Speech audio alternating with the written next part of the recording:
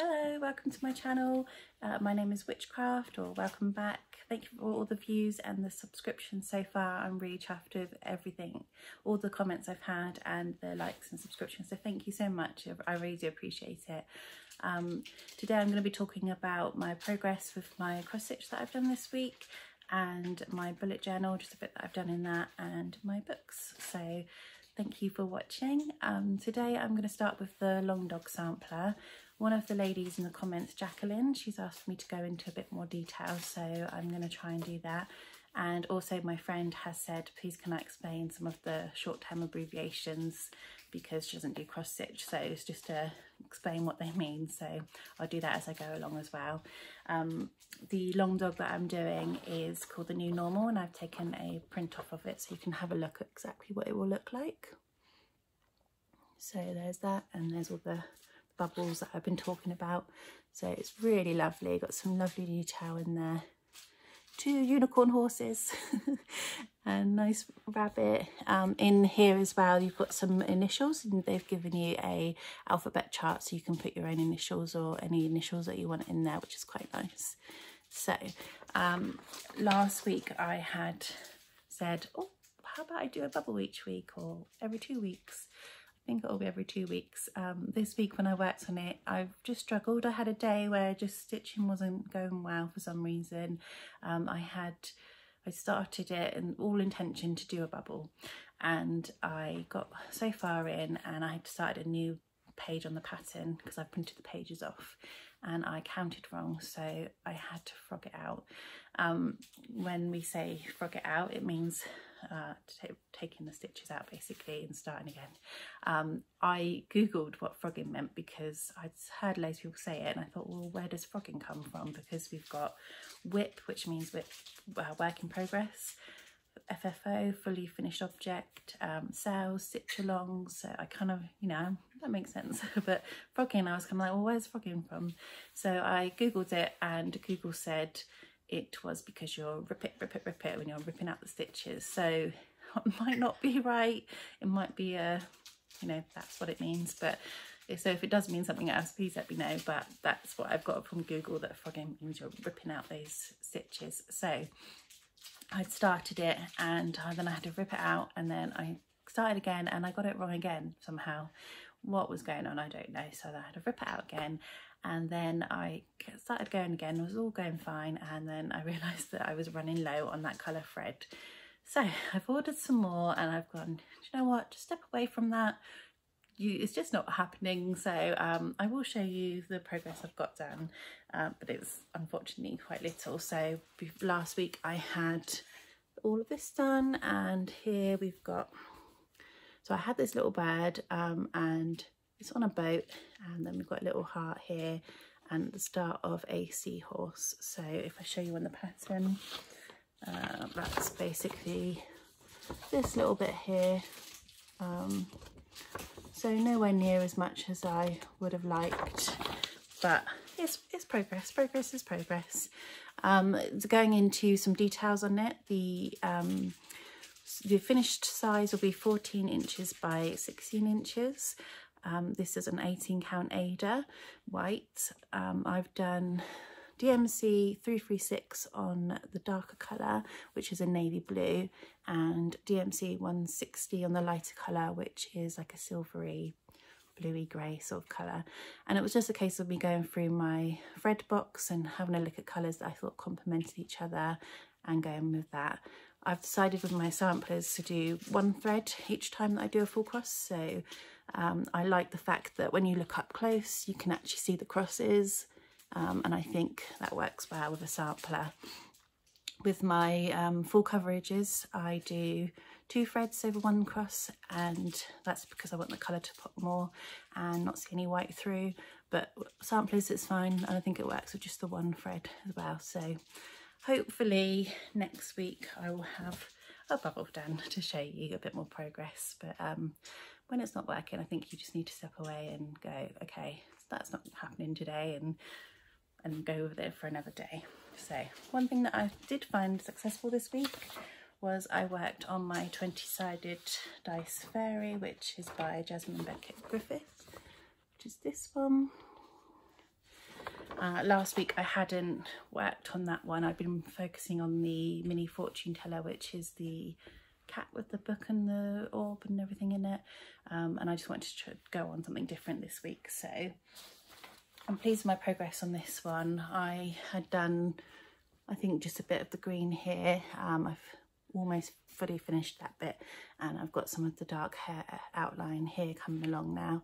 So I'm really pleased with that. I think it's coming along well, and although it doesn't look like much because it is literally just this little corner here, it's progress and I'm pleased with it. So this again is 18 count Ada, and I don't, it's not going to be quite as big as well. It's big, but it goes, oh, it is quite big, I guess.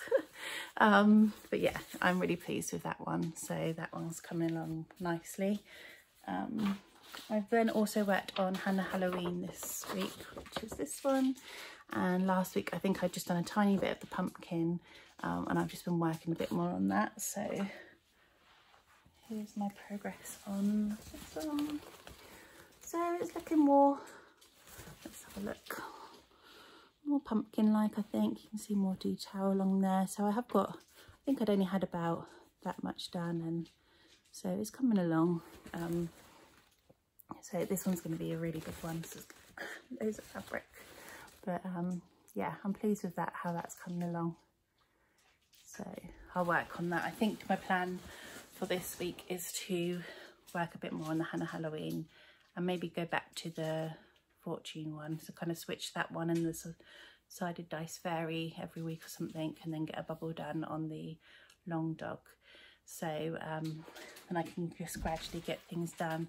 I'm tempted to buy a new pattern to try the even weave linen, but I can try and see if I can do that, but at the moment I think maybe just focus on what I've got and get more progress with that. So but yeah, it was just one of those weeks this week where not a lot was going right with the stitching, but I have had progress, so I can't complain, and I can just crack on again with it this week. So yeah, but I do really love hearing about all of the cross stitches that everybody's doing in the comments. It's really nice to see, and you also can then come across new patterns that you might not have heard of before as well, which is really good. So yeah, thank you for those, because it's really nice to just hear that. Going on to my bullet journal, I had decided to change it up a bit. So if I just show you, so I showed this on my first video. It was my bullet journal. It's the first time I've done this, and if I go to the January page, my plan was to write how many stitches I'd done, how many pages I'd read, and I got sort of halfway through the month, and I was stitching one night and I'd forgotten to count the kit stitches, and it just kept going like that. I'd do some stitching and forget to count the stitches and put them in the book, and then when it came to the pages of the books, sometimes when I'm stitching I'll get the audiobook up on YouTube and I'll listen to a bit then. So although I'm like listening to the pages, I'm not technically reading them, so then I would have had to go into the book and work out how many pages, so it just wasn't working out for me to track it that way. So I've kind of stopped that idea and gone, well, as much as it would have been nice to see how many stitches I'd done that month or how many pages read, I thought, well, just documenting progress I think is good enough. So I then decided I would print off all the projects I'd done in January, like just anything that I'd finished, because I'd finished a diamond painting for my friend, but my phone had other ideas and wouldn't work. So I just thought, I'm just going to do a page that I like, something that I like. So I done a page, which is still a bit drying actually. Here, so it is, I just done a, I had that Alice in Wonderland paper that I just put a bit of that in. I done a drawing on some black paper and stuck that in, and a little doodle there, stuck a couple of little bits in, and it's just a page of just doodle really, just what I like. So, and it was actually nice to just not have to have, it's got to be this, you know, it was just like a, I want to do a page in my bullet journal, and so I did. So I quite like doing that, and I thought actually I could just do pages here and there that are of that. I have done a February page, so this is my February page, and I've just put sort of, obviously Valentine's Day being this month, I've just put some heart bits and different font, and just sticking bits out that I've got in some of my scrapbook bits and stickers and things. So yeah, that's my February page. And what I'm thinking I could do on this page is maybe targets for February, or just things that I done in February in little bubbles of different things. So yeah, I think that with it being a personal bullet journal, you can really just adapt it and do what you want. And I think I'm happier doing it that way. So yeah, and then when I do my bullet journal, my daughter does one as well with me. So I'm going to show you what she's done, because I think it's just lovely that we can sit and we can do our bullet journal together. So she's done this one, and she's put a little page in the front as well. And it says, "My name is Amelia. In this journal I'll be writing my goals for the year and stuff about my crafts." So, and she's just done some little targets, picture, her name, and some little doodling,